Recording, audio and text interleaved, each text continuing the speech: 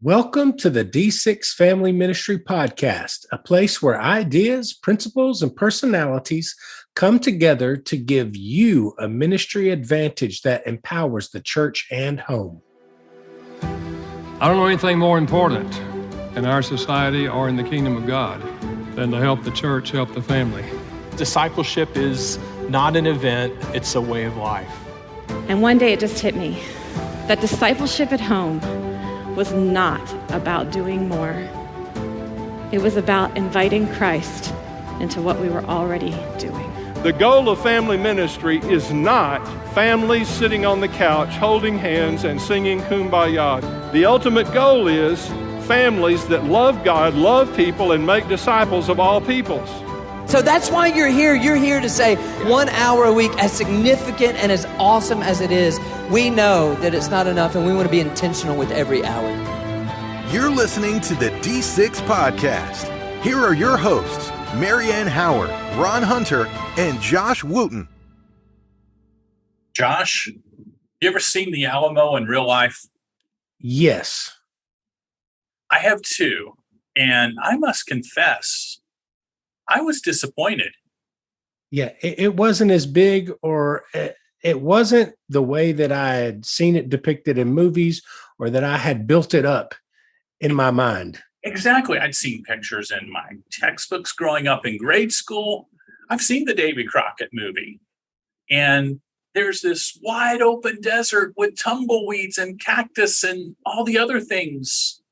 And for those of you who have never been there, the Alamo is surrounded by skyscrapers. There's no way to get a picture of it that looks anything like what you've seen in the books growing up. It's just not there. And Josh and I wanted to kind of set the stage, because sometimes when we anticipate doing ministry week in and week out, it's not the way we visualize it. We're having to adjust. We're having to reframe that picture, so to speak. And our guest today helps us with the practicality of ministry and reframing it in some super simple ways.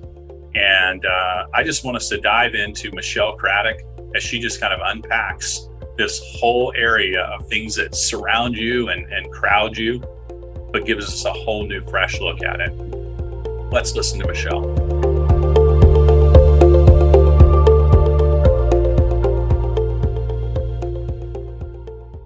Splink is a simple way to help families in your church link together spiritually. It comes as a free weekly email with ideas that parents can use to have fun, make memories, and talk with their kids. Those teachable moments give moms and dads opportunity to share spiritual truths and life lessons. And no matter how busy life is, there's always time to Splink. Share d6family.com with the parents in your ministry so they can sign up today to start receiving free weekly Splink.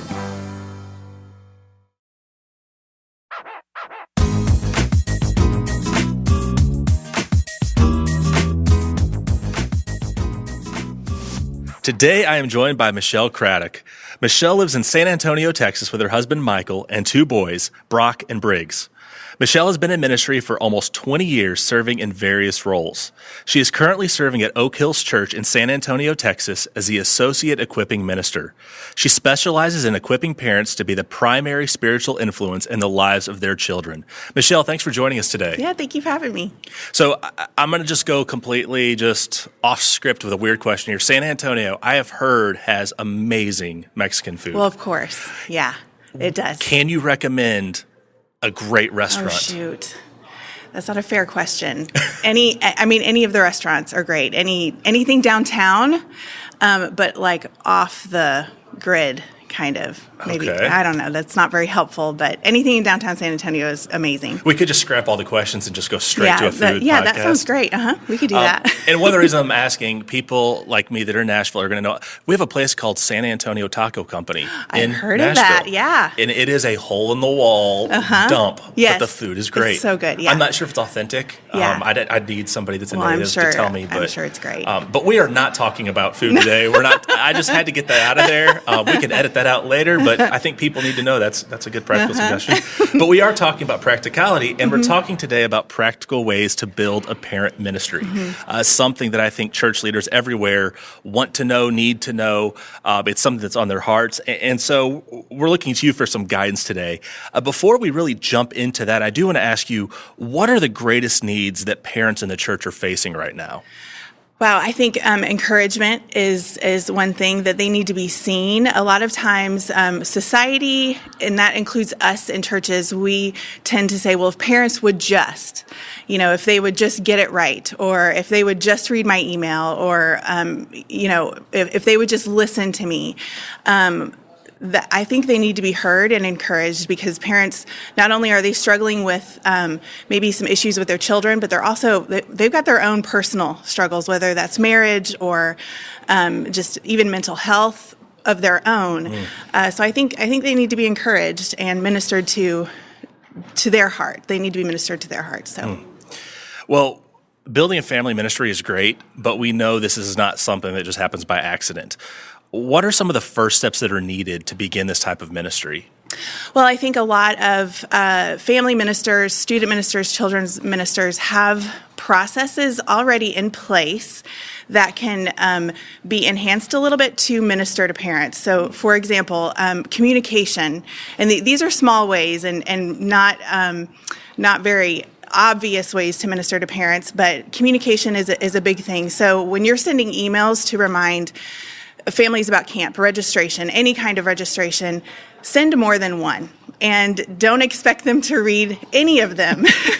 So don't be frustrated when they don't read any of your emails, or just put yourself in the shoes of the parents. So adding in extra ways to communicate to parents really ministers to them.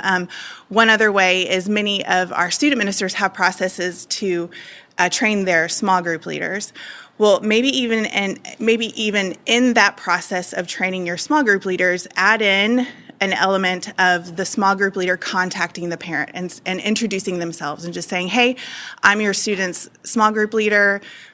Here's a little bit about me, and here's my contact information if you need anything from the small group leader." I think those are some ways to get it started.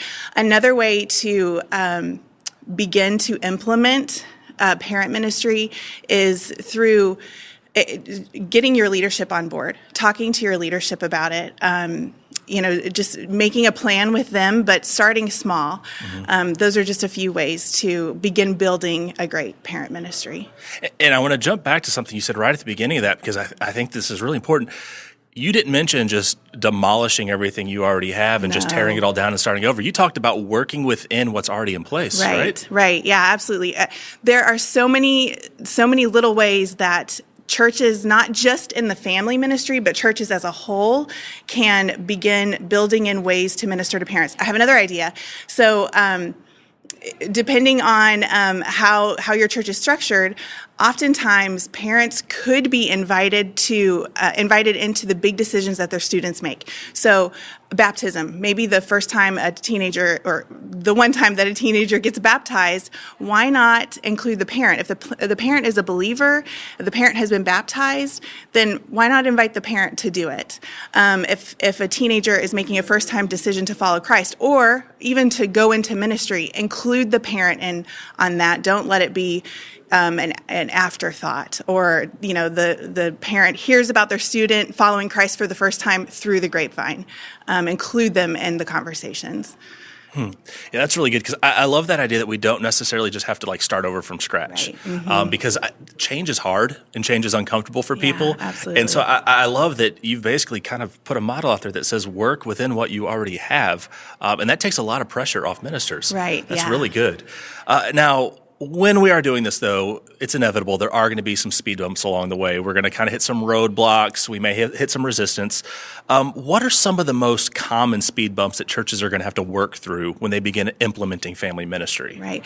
Well, I think also inevitably you will be inviting your parents to something, whether that's an event or a class. One of the common speed bumps that we have experienced at Oak Hills is getting parents to the building.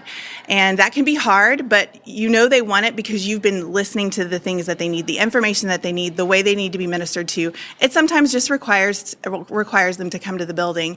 The first time we ever intentionally did an event for parents, I prepared for, I think, 60 parents to come, and I had 2.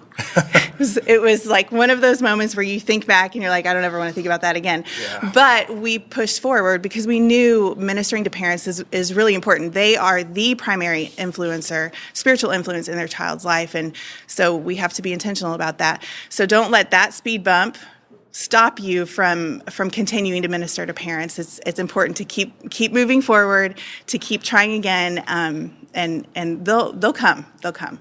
And I'm curious, do you have any maybe strategies or things you've done for kids whose parents aren't actively involved in the church or maybe want nothing to do with the church? Right. So that's where those small ways through the processes that you already have in place come in really handy. So as a small group leader, you will probably have the contact information of the parent if the student is attending your student ministry or the child is attending your children's ministry. You can use that information to reach out to them. That first touch of introducing them as their small group leader or as their Sunday school class teacher, that's a way of building that relationship. You don't have to invite them to church or make them come to church to minister to them. It's important that our volunteers are ministering to those who are outside the church through small ways like that. Well, we're going to take a quick commercial break, and when we come back, we're going to talk to Michelle about some more practical ideas.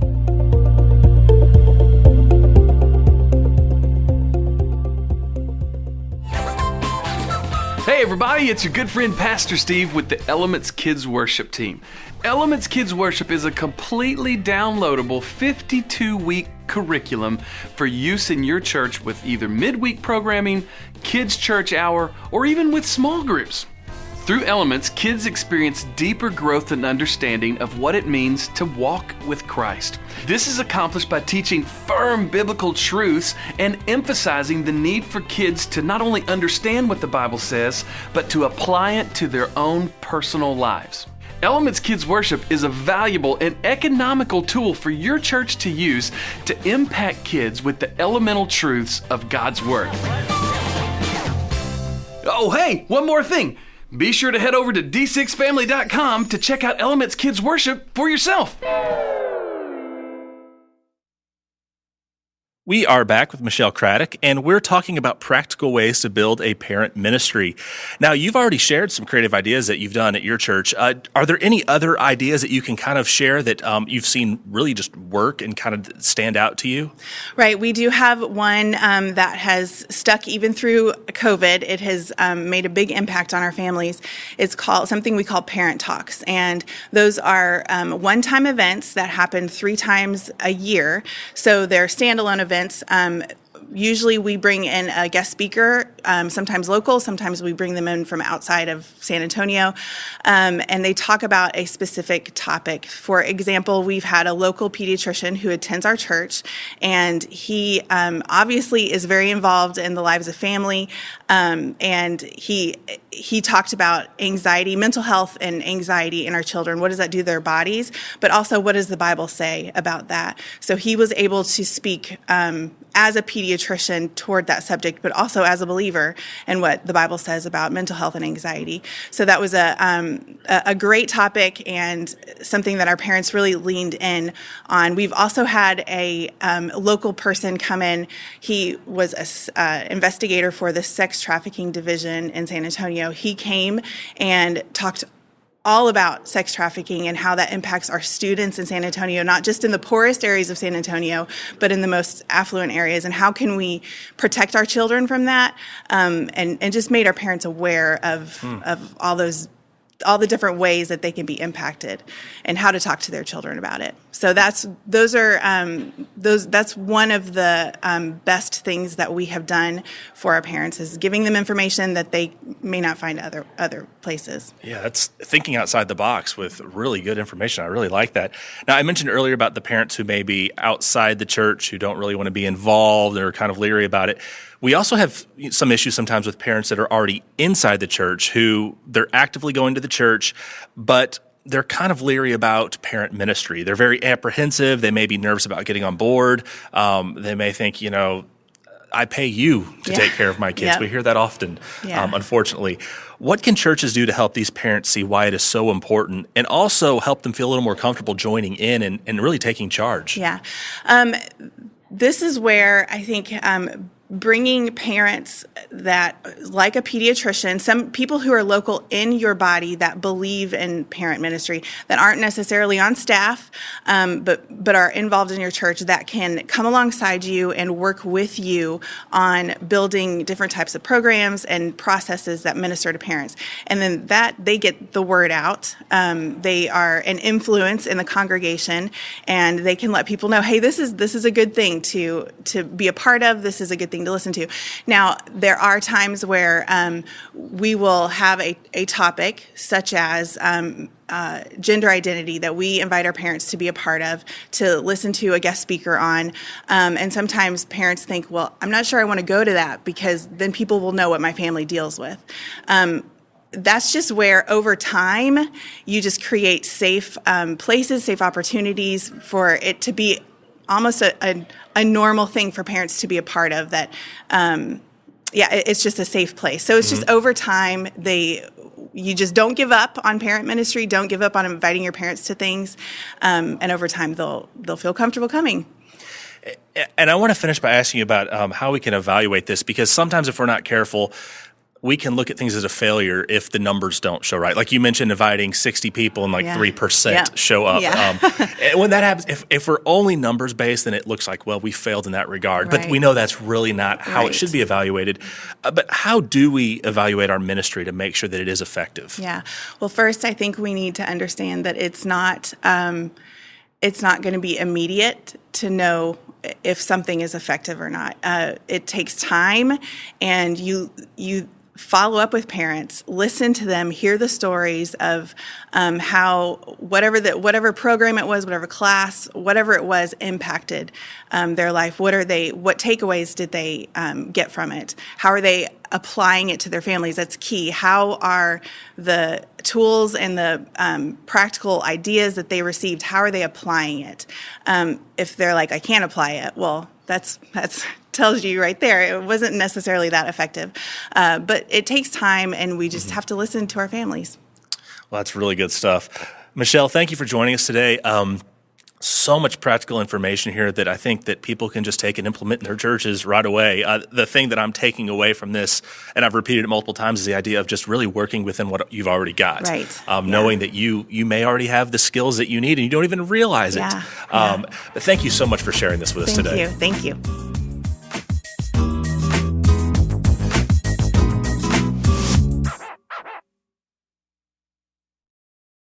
All right, Ron, I have a confession to make. She got my attention really quick early on in that interview when she said, so often we say, if parents would just blank. Exactly. And how many times have we said that?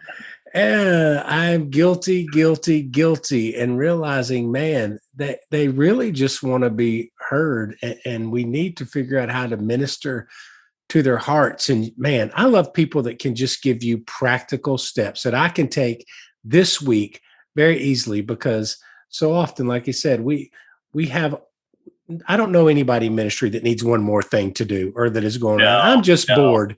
But, know, her nugget about, and being truthful about, hey, nobody's reading your emails. I'm like, don't tell me that.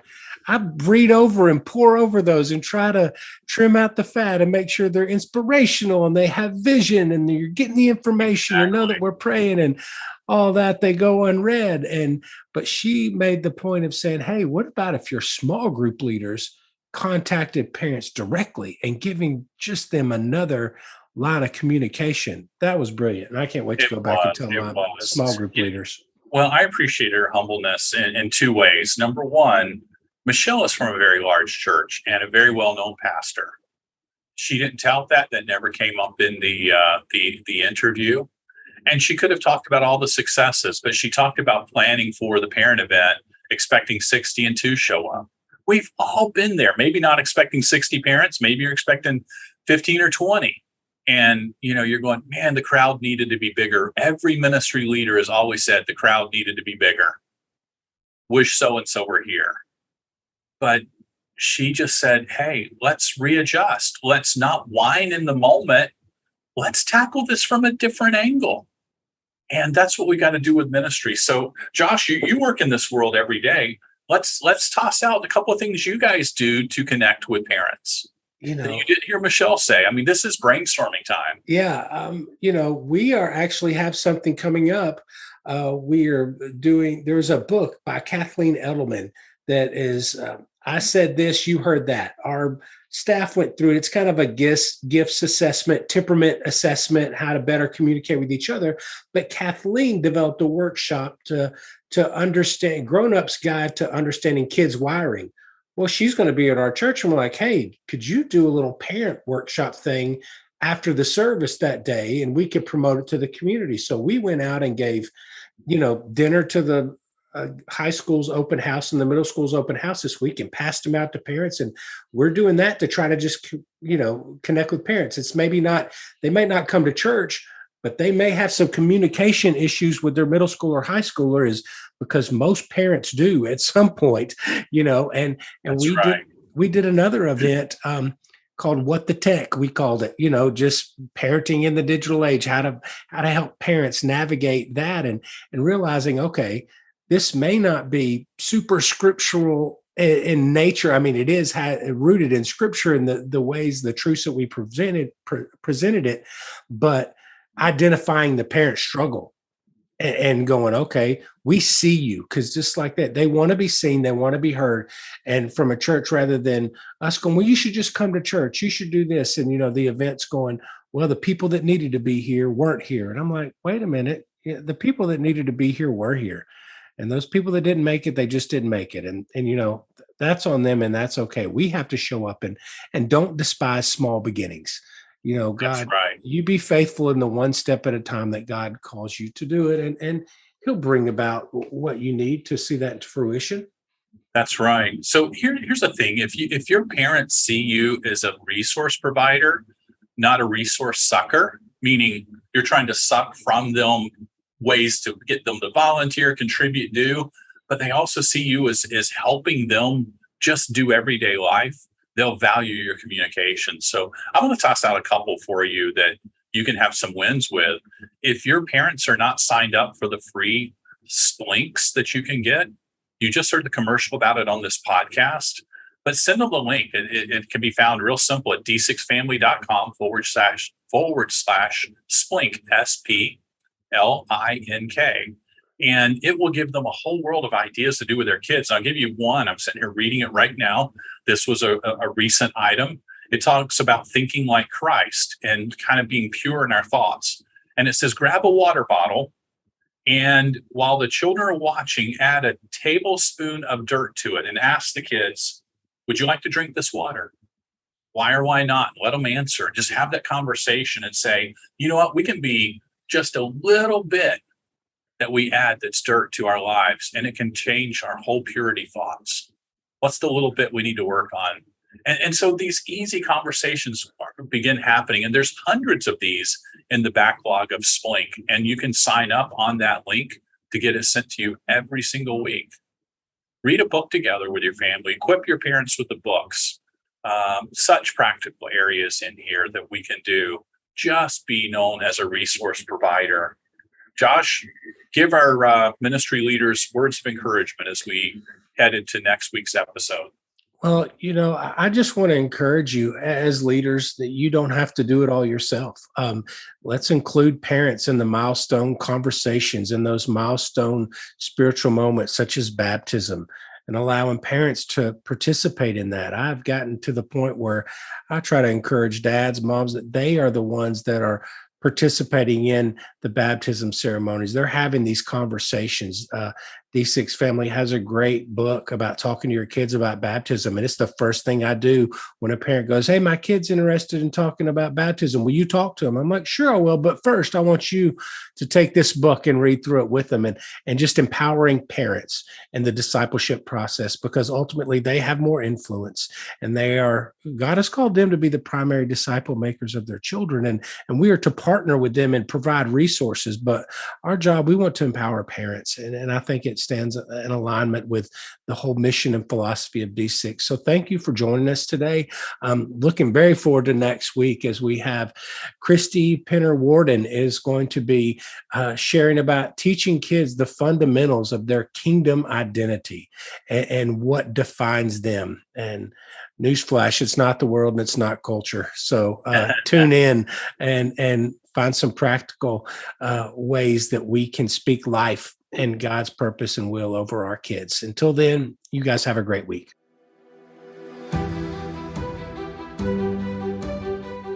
You've been listening to the D6 Podcast. You can learn more about D6 at d6family.com.